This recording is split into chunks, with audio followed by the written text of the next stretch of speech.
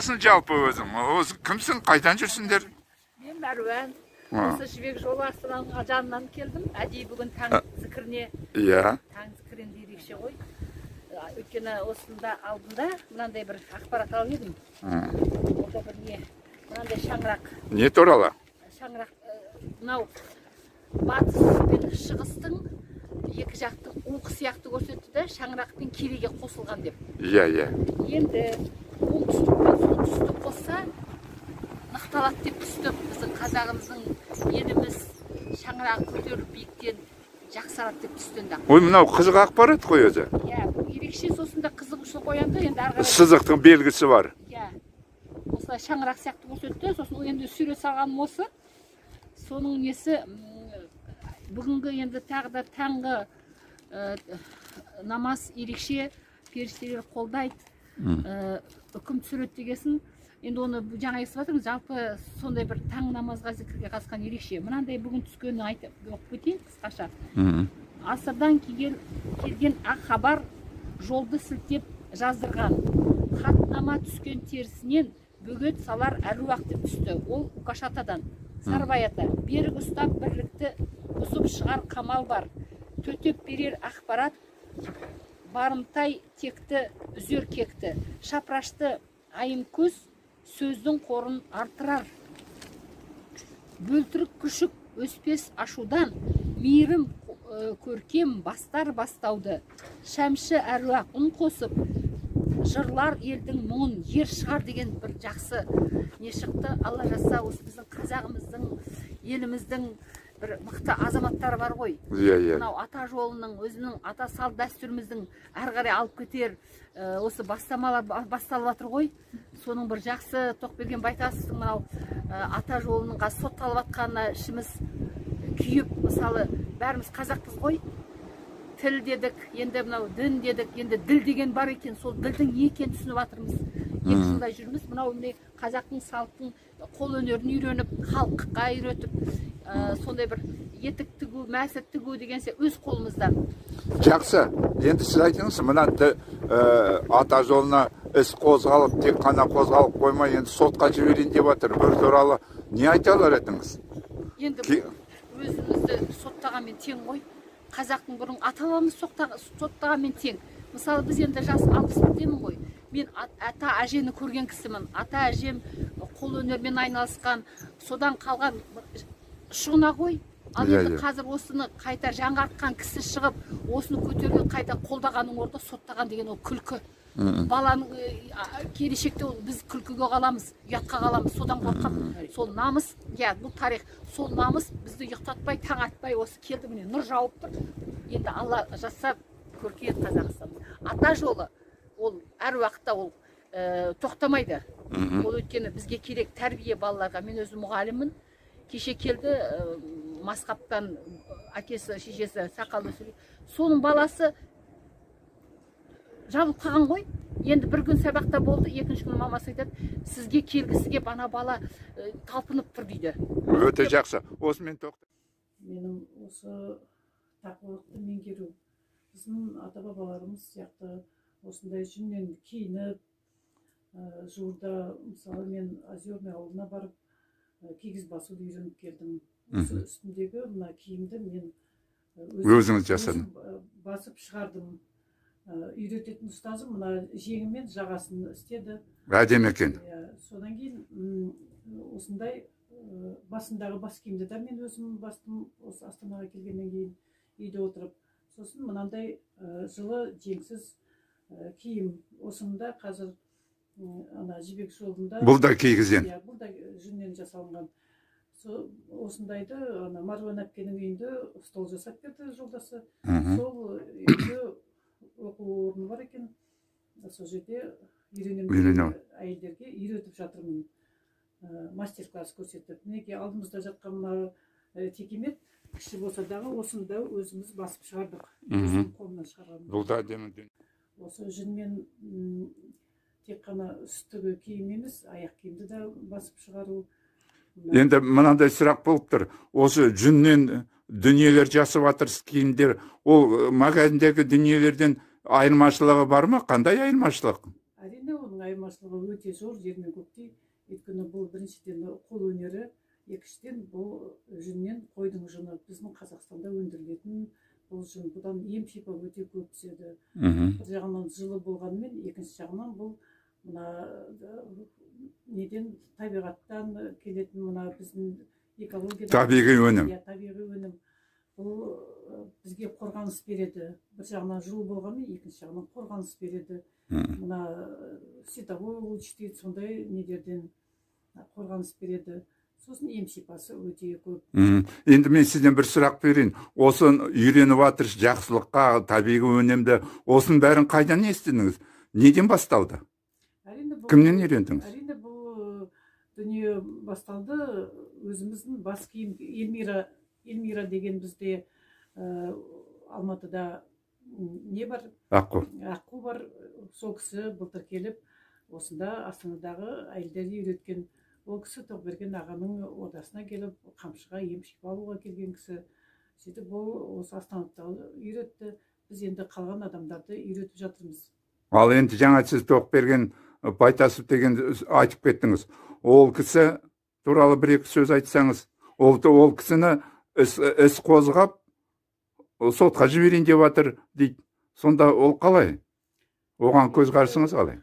Ол менің көзқарасым әрине қарама-қайшы. Ол кісі жаңа басын бастағанда мен айттым, тақуалықты меңгеру деп. Тақуалықты меңгергенде сол осы бәріміздің ата-бабамыздың салт дәстүрінен шығып отыр, осы жүннен шығып отыр. Біздің халқымыздың, еліміздің осы жүннен, жай ғана жүн емес, оюы бар, салт дәстүріміз біздің. Осы дәріптей отырып, өзіміздің үстімізге киіп отырып, соның барлығы осы халқымыздың, біздің ата-бабамыздың киімі.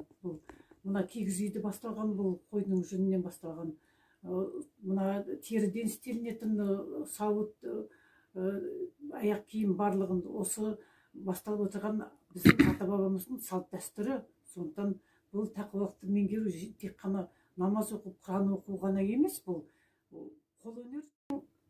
Тақуалықтарын толық емес те, иә. Сондықтан біз ең бірінші қолөнерімен айналысып, тақуалығымызды арттыра түсіреміз. Тек қана өзімізді ғана киінбей, бұл жерде халықты киіндіріп, тек қана біздің қазақстандық емес, шетелді де киіндіре білу. Киіндіру. Бұнымен бүйтіп айтуға болады ғой. Бұрынғы ата-бабаларымыз өмір сүру салтына қайтып келу, қазақилыққа көшу деген сол емес пе? Өйткені біз жүнді қайдан аламыз? Біз жүнді аламыз, қойдан аламыз. Біз қойды баға білуіміз керек. Ол қойдың терісін өңдей білу керек. Оның жүнін неке өңдей білу керек. Одан кейін әлгі тек қана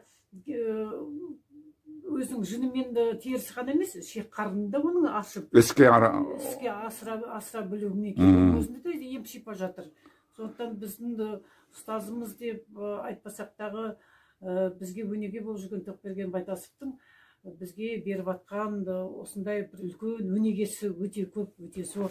Тек қана бізге ғана емес, біз соны халыққа да дәріптеп. Енді үкімет ондай болып жатса, ол кісіні дәріптеу керек қой.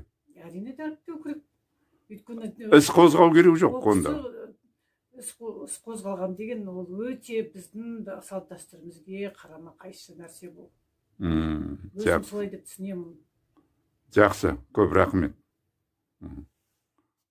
Ал өзіңізді таныстырып кетсеңіз. Қайырлы таң, менің аты жөнім Ізбасарова Райхан Маңғайқызы, Атырау қаласынан келіп отырмын.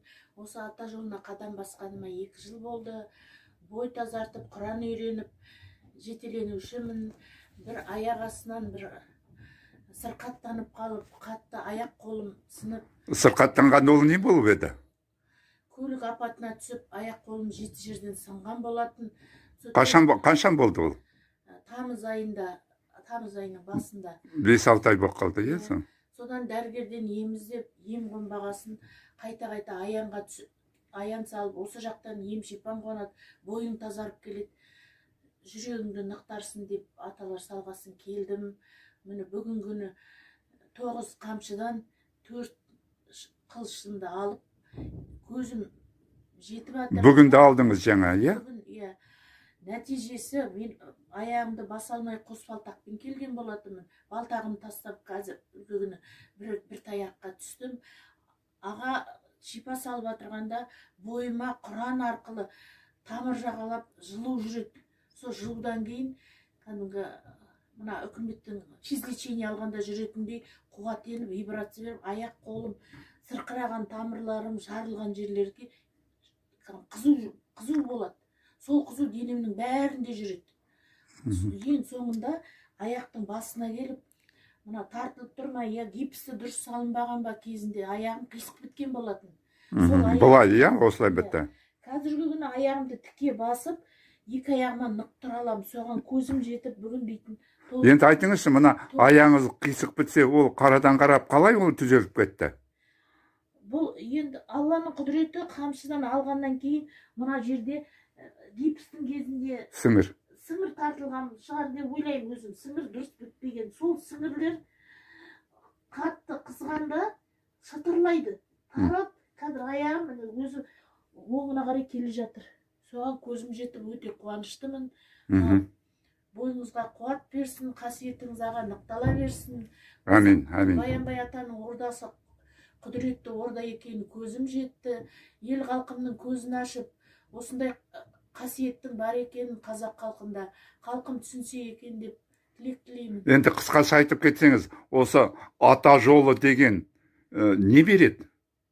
Ең бірінші ата жолы тәрбие береді. Ол тәрбие дегеніміз жоғалған ата салтымыз, дәстүрменен киініп, етек жеңімізді дұрыстап, асымыз түзелгеннен кейін осы ұрпаққа келе жат, арттағы болашақ ұрпаққа осының бәрін жеткізіп, және де бар қасиетте, бар жақсылықта қазақтың дәстүрінде, Құранында тұрған халық ұғынса екен деймін. Ал енді айтыңыз, бір сұрақ. Осы істі басында жүрген Тоқберген Байтасов ағаны сіз білесіз ғой. Ол кісі қазіргі кезде іс қозғалып, сотқа жүргізілейін деп тұр. Жалпы сіздің көзқарасыңыз қалай? Расында да Тоқберген Байтасовтың ісінде бір салмақ, ауырлық, қателік бар ма? Жоқ, ал бұл тақырыпқа келетін болсақ, мен күні кеше президент мырзаға үндеу жариялаған болатынмын. Бұл деген бір Алланың құдіретіменен Тоқберген аға өмірге осындай жақсылықты әкеліп, ортаға елші болып, қазақтың көзін ашып атқан бірден бір ақылшы, данышпан деп айта аламын. Себебі ол кісінің жазған кітаптарының өзінде қуат, үн тұр, қала берді. Жоғалған дәстүрді, салтты жаңартып, қамшыменен ем жасап, халықтың бойындағы лас нәрсесін тазартып, осындай жақсылыққа жетелеп әкеле жатқана көзім жетіп отыр. Қазіргі тағылып атқан айыптың бәрі орынсыз деп есептеймін. Бұл біздің келешек ұрпақтың, келешек қазақ халқының тамырына балта шабу деп есептеймін. Бәрі жасалып атқан нәрсенің бәрі болашақтың рухани жаңғырып, жоғалған ата дәстүрді қайтадан ел халыққа оралту, әкелу мақсатында Тоқберген аға қызмет жүргізіп жатыр деп санаймын. Жақсы, рахмет.